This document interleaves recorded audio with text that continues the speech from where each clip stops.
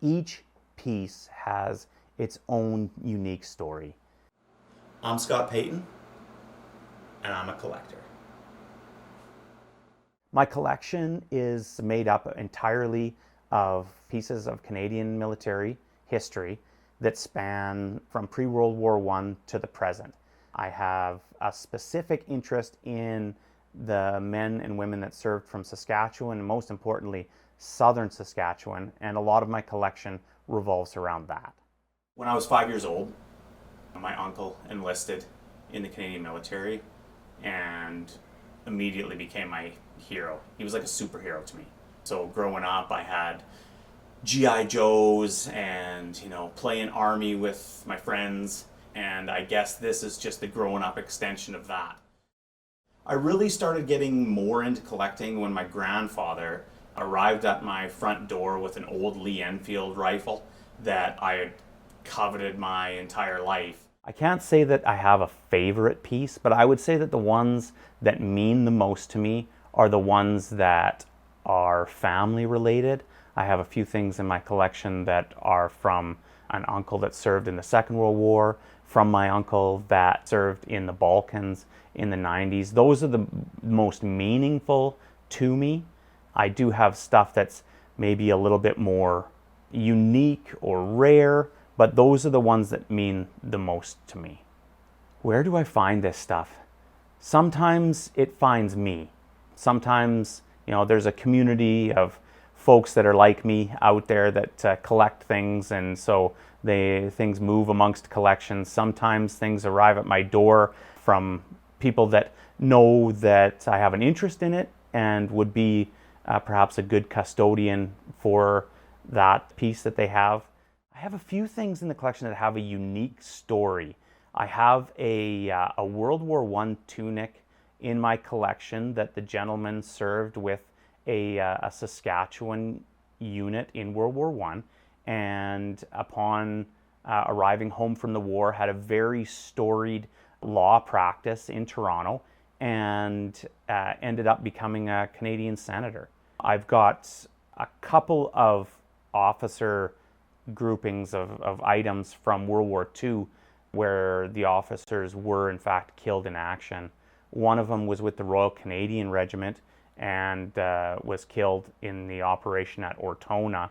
And another gentleman was an officer within the South Saskatchewan Regiment, and he was killed outside of the Falaise pocket in France.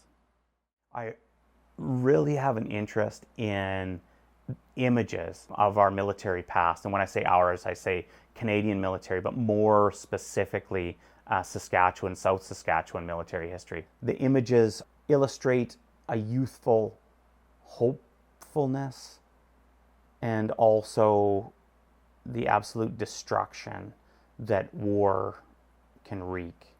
And I find each end of the spectrum fascinating in that regard. Some of the pieces that I find the most interesting in my collection are those that the ordinary soldier would have used on a day-to-day basis. I have a number of these things in my collection, ranging from cigarette tins. I've even got a package of World War II toilet paper, matches, toothbrush, things that those soldiers would have used daily that I find just give such a glimpse into what their life would have been like on the front lines. What I strive to find is just that items with that personal connection, personal local connection to southeastern Saskatchewan. And I've been very fortunate to collect a number of pieces that do just that. The holy grail of my collecting. I can't say that I have a holy grail. I am very fortunate to have the pieces that I have in my collection, and I'm not done collecting. Things will find their way into this collection in the future, and each one plays a prominent role in how I remember, how I honor the sacrifice of those men and women. Collecting is just a small part of it, and the research that comes after it to route out those stories or to dig deeper is what means the most to me.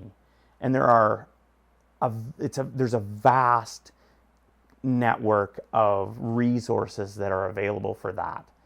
People are becoming more and more interested in their family lineages, and with that, their family's military history. And I find that amazing. I think everybody should look into their familial past and find those stories that are within their family. And there are vast resources to be able to do just that. Library and Archives Canada is an excellent resource. And if anybody has interest, I'd say seek out those opportunities. Seek out a person like me to assist or to put you in the right direction.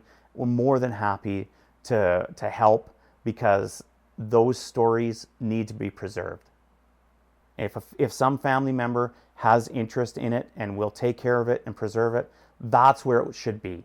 Like I said earlier, the stuff that means the most to me in my collection came from my family. So if there's any interest in that within your family, those heirlooms should absolutely stay there.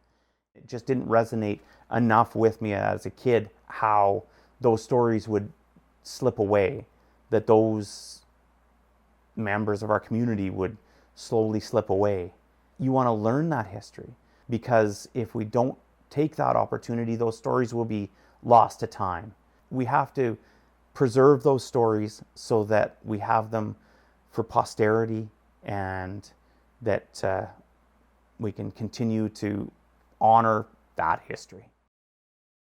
There is a large collecting community where some of this stuff that would perhaps otherwise be lost to time or disinterest is saved and preserved, just like I'm doing here.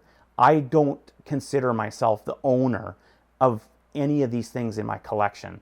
I'm just the current custodian of it, and I hope that I'm doing my work to preserve it and honor that history the best that I can.